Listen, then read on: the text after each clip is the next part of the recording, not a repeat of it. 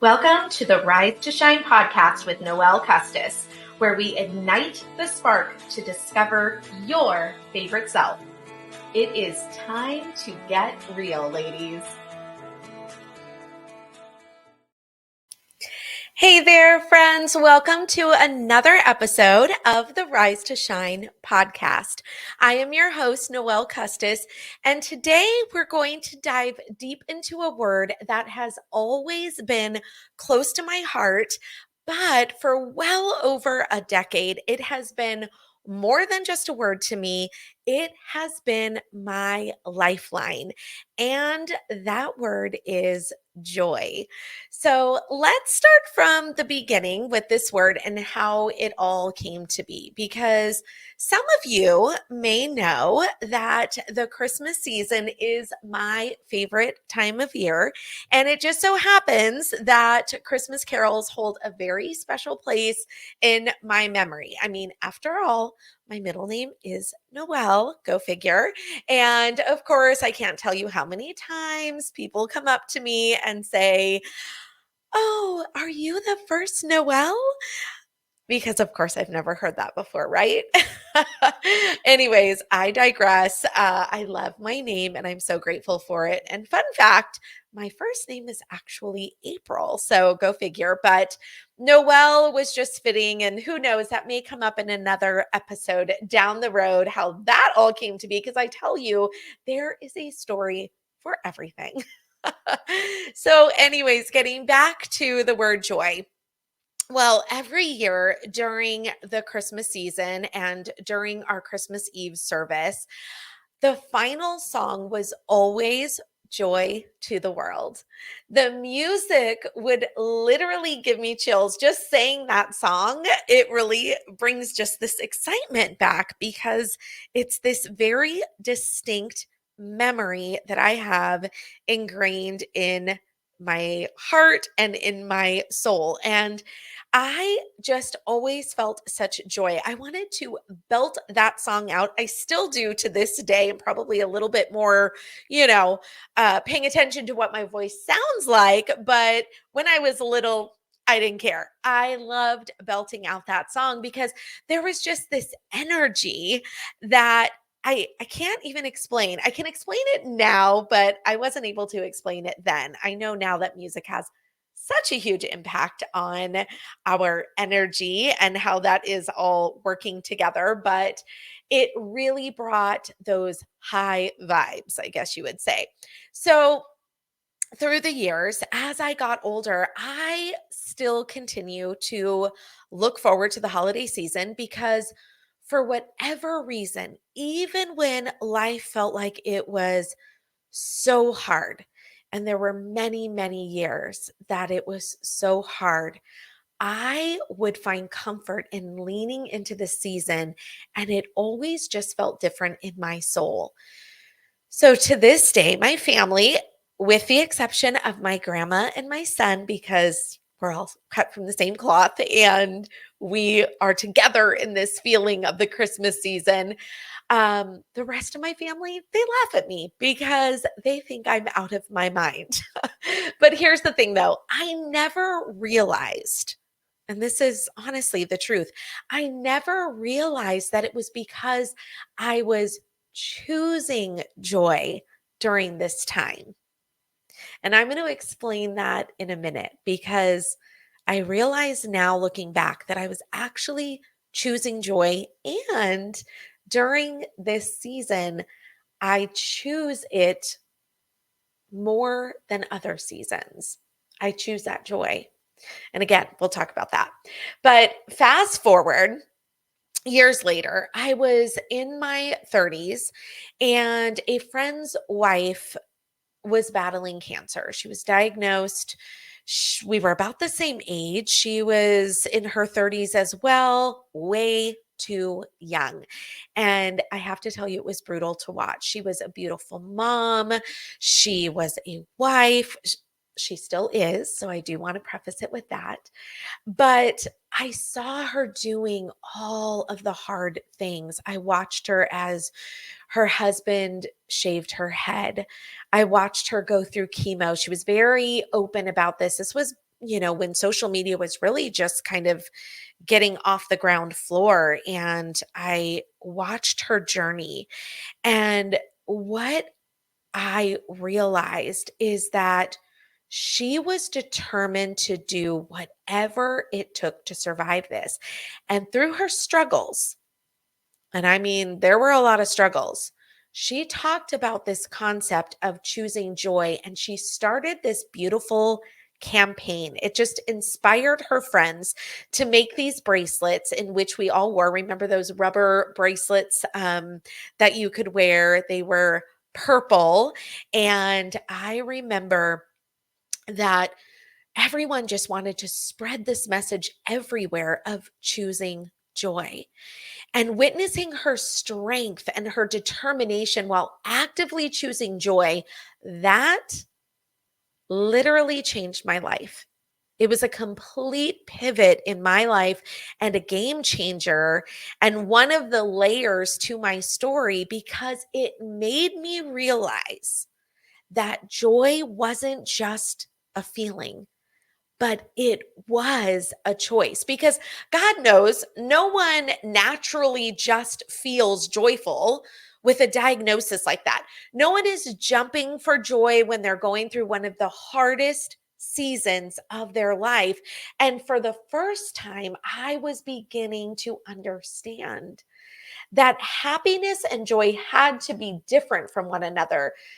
And I had never actually thought of that before at that time. So I want to unpack happiness versus joy and my thoughts around that. I know everybody has different thoughts about it, but here's what I've thought about it. We often hear people say, I just want to be happy. Maybe we've even said that ourselves. I know I have. But what if happiness is a bit of a misconception? We live in this world where a lot of us have difficult relationships with happiness. Sometimes it's because we think that something's wrong with us if we're not happy all the time. Or maybe we think we'll be happy once we reach a certain point or accomplish something. But here is what I've learned. And actually, you can Google it to see for yourself that happiness is more like a state of being. And of course, I say Google it as if Google knows all things, right? But when you Google it, you will see that it says happiness is more like a state of being.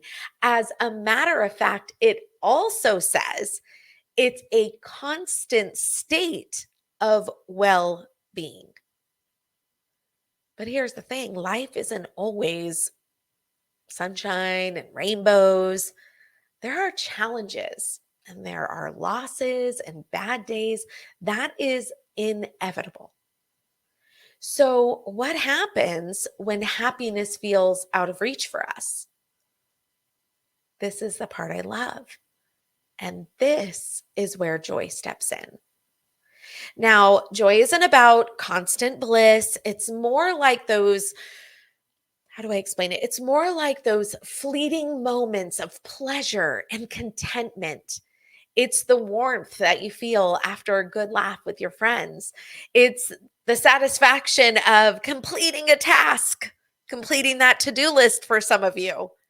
Or it's just the simple beauty of a sunrise or a sunset.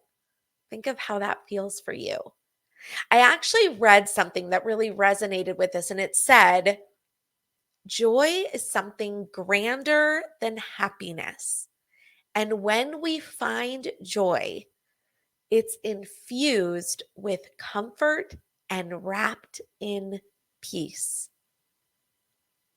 Oh my gosh, I love that. Joy is something grander than happiness. And when we find joy, it's infused with comfort and wrapped in peace. Again, that just feels like joy when I say it. If instead of using the word happiness, we use the word joy, we can actually break away from those unrealistic expectations that come with the word happiness. How many of you have unrealistic expectations of being happy? No one is feeling happy all of the time, but we can feel the feelings of joy. And yes, they come and go, but there's more of like this ease in it. So that's where I say embrace the vulnerability of joy, because here's what I mean by that. In the book, Daring Greatly, Brene Brown, she says, joy comes to us in ordinary moments. We risk missing out on joy when we get too busy chasing down the extraordinary. She also says that joy is oftentimes scary, and we might feel vulnerable when we're joyful, fearing that it won't last. And here's the truth: joy actually thrives on vulnerability. An example of this is when you receive a compliment. Don't brush it off, savor it. Why is it when someone says something negative about us, we hold on to that forever? Yet when someone says something great, we hold it for a moment and we let it go. Or we make an excuse for it. Oh, you look so pretty today, Noelle. Really? This whole thing? Thanks. Maybe a thank you. Oftentimes not. So let's take more time celebrating wins and that compliment, big or small, it doesn't matter. Because when we share our joy with others with a thank you and savoring that moment, then joy grows. And that's when you're going to find yourself feeling more fulfilled. You're going to find yourself feeling more peace, more satisfied, more loved, even more present. You're going to feel that. So, I want to go over what happens when we make choosing joy a priority, because it is a constant decision. It's a choice. It's a choice. When we make this conscious decision, we begin to feel the sun brighter and the clouds begin to lift. I know that sounds cliche, but it's true. When we begin to make the conscious decision to choose joy, the sun is going to feel brighter and the clouds will start to lift. Because here's the reality: some days are just going to be rough. Seasons are going to be some of the hardest parts of your life that you've ever gone through. But I will tell you firsthand, before I was choosing joy and making it a priority, I was struggling. I was beating myself up because I wasn't as happy as I wanted to be. I was constantly unconsciously. So I want you to know the difference. I was unconsciously adding pain on top of my pain. I was judging myself for not being better. This was outside of all of the heartaches and the grief. So you can only imagine when those seasons hit. I was miserable on the inside. So, what did I continue to do? I compared myself to others. I felt like I had to show up my best. I was absolutely avoiding failure at all costs. And talk about a hamster wheel. Yes, there's going to be pain. There was pain. We're human. But what I was doing is I was unknowingly putting added pressure and stress on myself that was not necessary. I was suffering in silence until I learned about chasing joy and choosing joy. It actually became my strength. I say today that it's become more of my superpower. I would look at that bracelet and remind myself of this. And I'm telling you, I still have some of those bracelets. I learned that I had to cultivate it and I had to practice it. Literally, it became a practice. I know it's crazy to think of it that way, but I devoured books, I listened to the experts, and I was teaching at the time. And I am going to tell you, the day I retired and when I was packing up all of my stuff that week before that, I cannot begin to share with you how many things, how many posters, how many trinkets. I'm looking around to I even have one sitting on my desk right over here that had the word joy in it because my students knew. I even wrote it on my board every day because it wasn't just a reminder for them, it was a reminder for me. And I was like, I couldn't even get rid of some of these things. I did pass some along because I was like, oh my gosh, I want to pass that joy on. I want to share that joy, just like I was saying earlier. But some of it I brought home with me because it was so special because I started to get things that were gifted to me from my students because they knew that joy was my favorite word in the whole wide world. It all boils down to this: finding joy in the everyday. The key to experiencing more joy is recognizing it's not just an external experience. We have the power to cultivate it within ourselves. And here's a few practices. This is where you might want to grab a journal or a notebook. Of course, if you're driving or making dinner, folding laundry, doing any of those things, you can come back to this part in the episode. But this is where I want to share some of the most important practices for cultivating the idea of choosing joy in your life and going beyond just wanting to be happy. I love working through this with my clients because the results are amazing. They are truly amazing. So, number one, reframe your relationship with emotions. Acknowledge your full emotional spectrum. We often fall into this trap where we feel like we have to suppress all of these negative emotions for the sake of happiness, but joy is not. And I want to say this really loud. Joy isn't the absence of sadness and anger or frustration. It's it's the way that you can have the ability to experience all of your emotions and still choose joy despite them. Allow yourself to feel the full range of emotions without judgment. Don't be hard on yourself. Don't beat yourself up. That's where we get caught up in that spiraling down. Shift your perspective. And instead of asking, why am I not happy? Reframe it to, what can I do to choose joy in this moment? This shift, I promise you, it will empower you to take action and cultivate joy even in our hardest challenges. Of course, this is in its simplest form, and I know it sounds easy,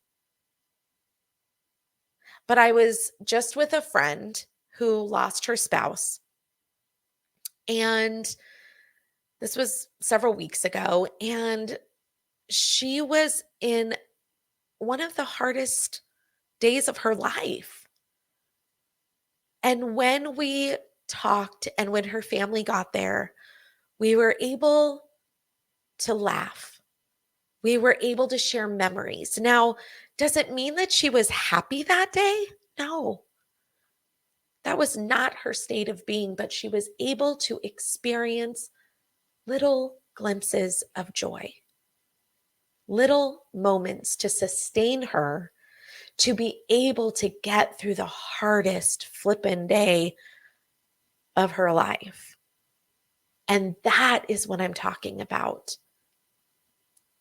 Now, here's some basic examples. That was a real life example, but I want to give you some scenarios. So, let's say you're feeling overwhelmed with cleaning your house. Maybe it's chores that your kids have to do. You can even practice this with your own kiddos. But instead of being like, why am I not happy about all of this?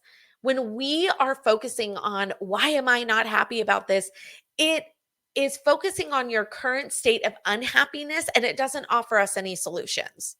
It can lead to more frustration, more feeling stuck, and really just wanting to shut down. How many of you just shut down? You're like, I'm done. I'm overwhelmed. The house is filthy and I cannot handle doing it all. There's just too much on my plate.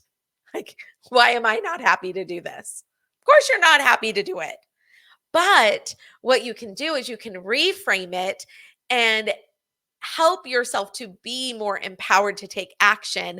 And you can reframe it as, what can I do to choose joy in the moment? Okay. So you still have the chores to do. They're not going to go away. Cleaning's not going to go away. So what can you do? You can play some upbeat music.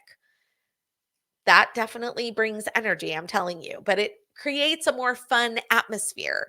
You can light a scented candle, let it be a clean candle, or you can use essential oils, my favorite, for a calming and uplifting experience. You can set a timer for 20 minutes. And I do this a lot. Set a timer. I did this with my kids even for writing in the classroom when they were like, "Oh man, set a timer for 20 minutes and challenge yourself to accomplish as much as you can." I've even seen people get creative and they'll set their camera up and they'll set their timer for 20 minutes. They'll clean. And then what they're going to do is they make it like this little mini cleaning competition. And then what they do is they put this like time lapse thing on their phone and they show it as a reel. And it shows how much they were able to get done in that 20 minutes. And seriously, I even watch it and I feel satisfied. It actually brings me joy because I'm like, oh my gosh, look how much they got done. That's amazing. So that could be satisfying for you. You're breaking it up into smaller chunks and seeing that accomplishment. Reward yourself.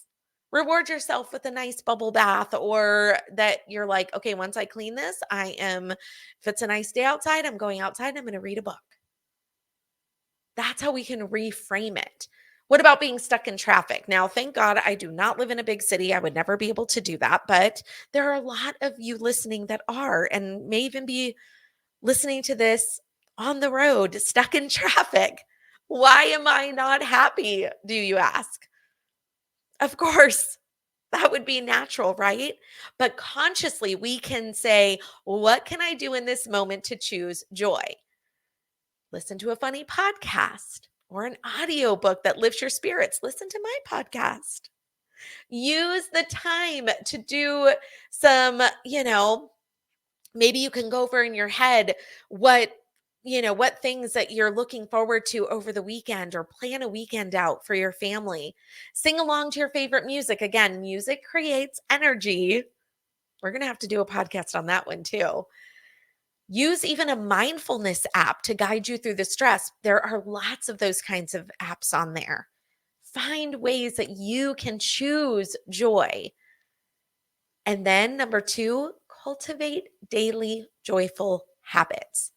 Identify your joy triggers. I like to call them like practicing your micro joys. These are small little things that you pay attention to that sparks joy in your life. So for me, honest to God, and you're going to know, I always have my mug here of coffee. Sometimes I'm drinking water out of it, but I will tell you right away in the morning, it literally brings me joy when I start to smell the coffee and I take that first sip of coffee.